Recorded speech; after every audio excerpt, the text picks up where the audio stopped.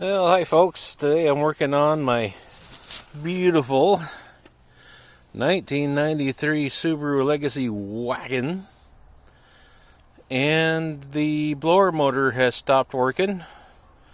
I've already gone through and pulled it. I'll try to go through the steps putting it back in. They'll help you take it back out. It's actually one of the easier things you can do. I've kind of fallen in love with Subaru engineering, actually. It's pretty simple. Anyways, this blower motor right there works if you shake it. I discovered after I pulled it out. So I'm going to take it apart a little ways. Being cheap, I don't want to just buy another blower motor. And of course you got to have the right tool for the job. And see if there's just maybe a tarnish spot or something I can clean up to make it work again. Or I might just have to order another blower motor. Again, it looks fairly simple. There was a spot right. Yeah, it's got tape over it now, but you can stick a screwdriver in and pop. And we can see what's going on the inside. Well, we got tons of crap. That's not a good sign. Okay, so what do we got here? We got some genuine dirt and nastiness. So let's try to knock some of that out. Probably not in the car. I'll shake it.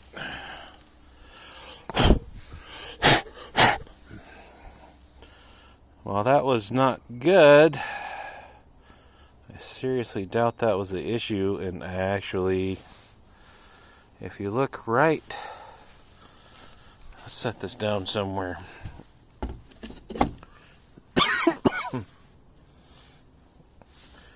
Right down there, you can see a gap. That little piece right there is supposed to make full-time contact with this. Excuse me. This copper winding right here on both sides. And it looks excuse the coughs, man. To me, like it just, if it does it on both sides, it's just barely. Well, maybe. No, it's not making contact. So let's see. Oh, I see. I'm curious what a good one of these looks like.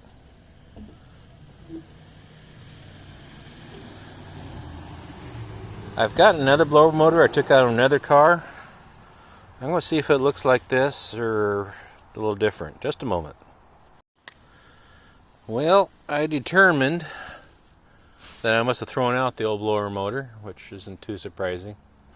I did one of my purges not too long ago of junk. But, as you can see, these are worn down pretty darn good. But the brushes were still making some contact. It's going to need a new blower motor though, because these are pretty much all the way at the end of their travel. You can see for the wire right here hits the stop.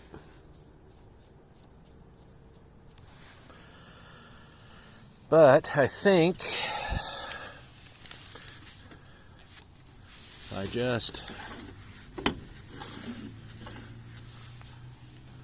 some of the contact right in here looks a little bit dirty. I might be able to polish that up just a smidgen and maybe make it work until I can get a new one in there. Hopefully. Sometimes even taking these apart and putting them back together again is enough to kind of help them a little bit. So I'm going to find, what can I use to clean that up? I think I'm going to go grab one of them SOS pads and just polish that up a little bit and put her back together, and hopefully she'll work till I can get a new motor. So we'll be back in a moment. Thanks. Okay, I scrubbed it up with my steel wool right there. As you see, that's a pretty ugly piece of steel wool. So then I took my handy dandy napkin here. I couldn't find any brake clean, so I soaked it with just a little bit of gas. Don't get carried away. Gas is flammable and it doesn't evaporate as fast as brake clean. But I just used a little bit of that to clean up the surface, because, you know, electrical connection, dirty surface, doesn't work too good together. And then I'm going to try to put this back together. Let's see here. That brush needs to go that way and down. This is not going to be fun. Trying to one-hand some of this stuff, not always the easiest. Okay, that one started. See if we can get the other one to go. There we go. Alright, kinda, sorta, not really. There it's going. Okay. So now, the brushes are back down in there.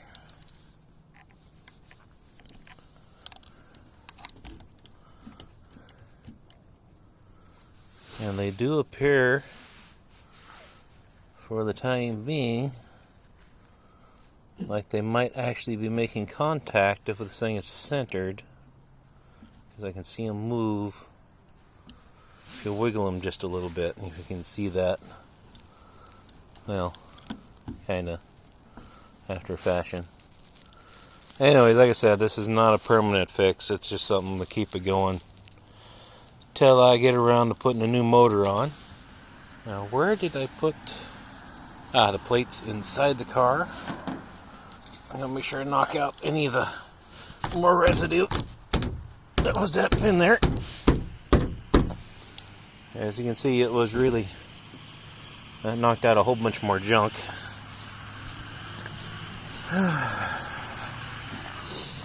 There's a cap. Try to knock some more. Ooh, boy. That's mostly old brush and copper from the contacts.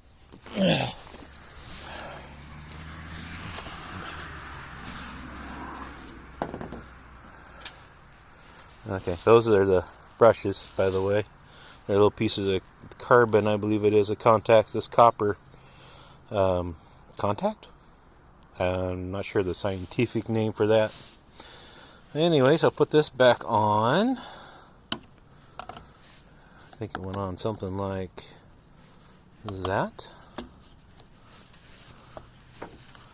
Okay. There. Put the screws back in.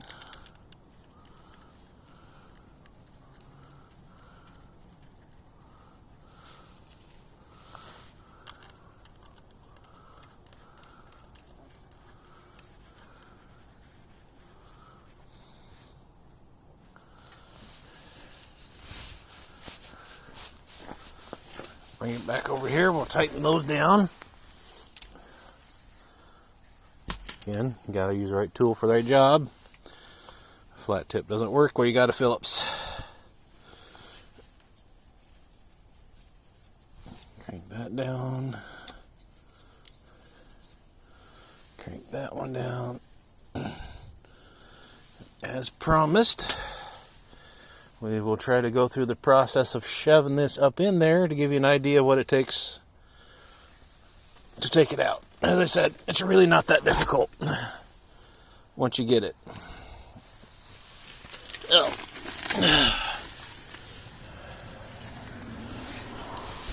Probably the hardest part. So there's the hole it goes up into, which is nice and clean. It's not a bad idea to check that and see if there's any mouse nest or anything hiding up in there.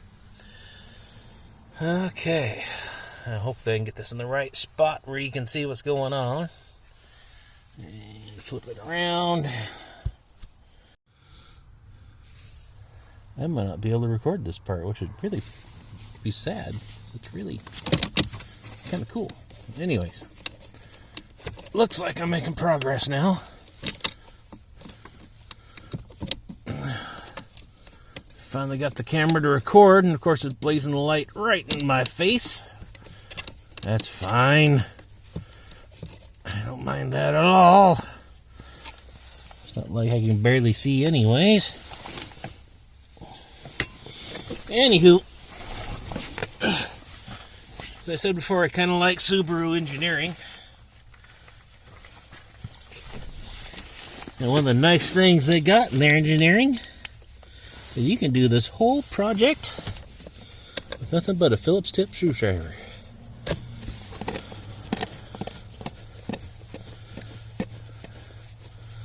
Which to me is nothing short of amazing.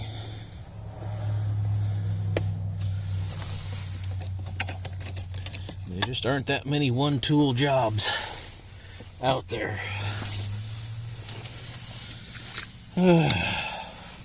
Screw.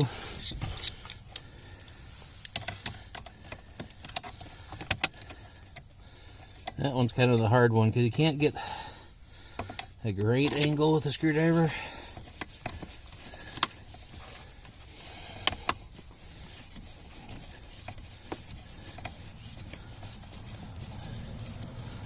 Nice thing about Phillips tip, and you can be at a little bit of an angle and still get some push on it.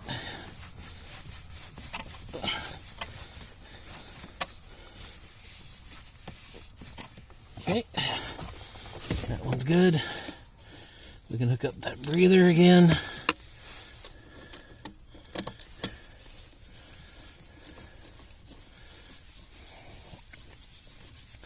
I do see one spot where I messed up, but it's not huge. Hopefully it'll be kind to me.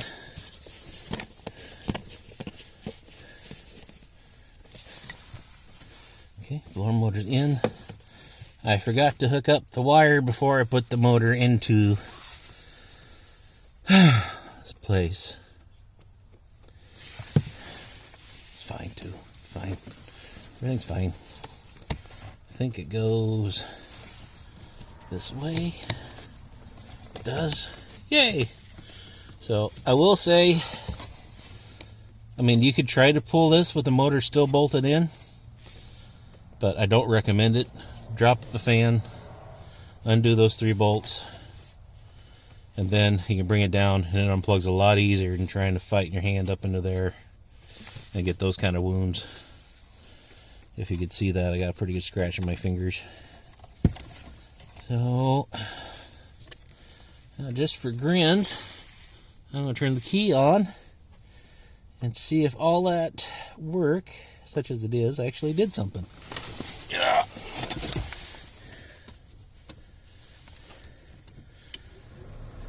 So,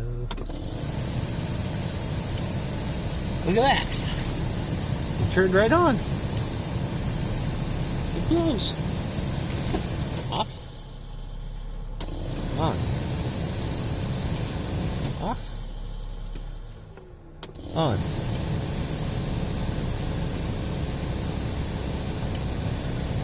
As I said, this is just a temporary fix. It blows pretty decent. It is going to need a blower motor. At least for right now. It turns on every time instead of once in a while.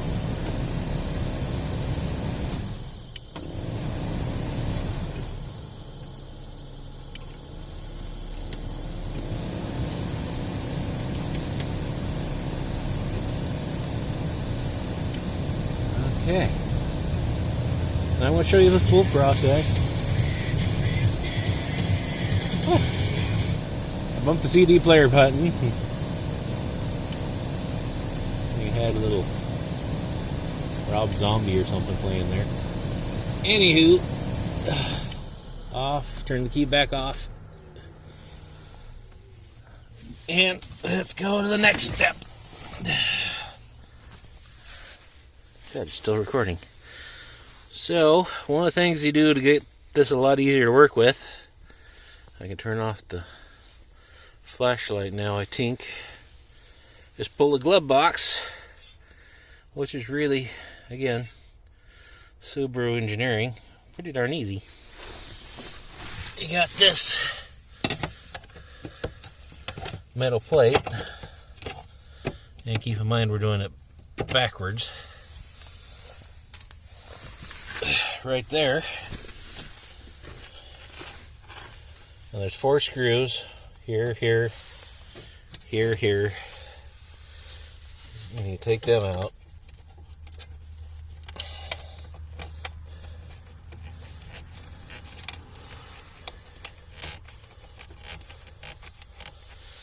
You know what, this is kind of annoying. I'm going to stop it here for a moment and use both of my fingers on both of my hands and bolt that piece in. So just a moment. Alright, that is bolted in. 2 screws. Well, bolted is kind of the wrong word. It's screwed in. Bolt, screws, you know, terminology. Anywho, now we'll go to what would have been the first step, which is the last step of putting things back together again. And we'll put the glove box back on, which is pretty darn easy. So, grab the glove box. You want to watch out for, hopefully you can see it there. And it's dark. Anyway, I'll grab it up. Bring it out to the light. Bring it out into the light. Yeah, still recording. This little thing right here, which is the roller that keeps the glove box from coming out. Be careful not to just grab this and rip it after you get the 2 screws out. You kind of have to wiggle and push this past the side of your glove box, or probably supposed to go through. You see that little notch right there, and back up and in. I'll try that on the way back in. We'll see how that works. I just pushed the plastic out of the way coming out, but now that I see that, that's probably what it's supposed to do. Anywho, turn you that.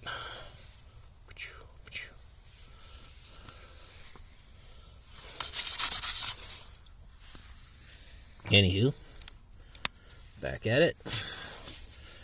Like I said, I think probably supposed to lift that back up and in. This has got a similar thingamajigger on it. So both sides have spots that are supposed to slide up and in. And you bring it up, and you can even, with any luck, latch your glove box to help you line things up. And screws.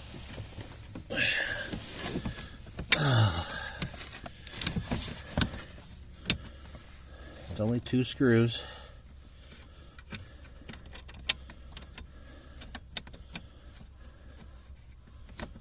Did I hit that hole? I hope I did. Feels like I did. Yep. Screwdriver.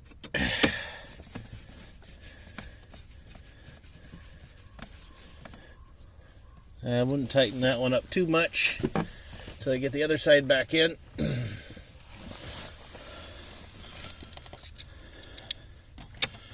If this was a harder job, I probably wouldn't be putting the stuff back together until I had bought another blower motor.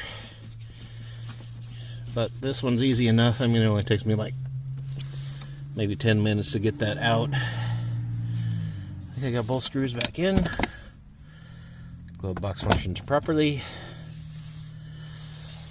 Alright, that looks like the end of this wonderful project. We're back to square one.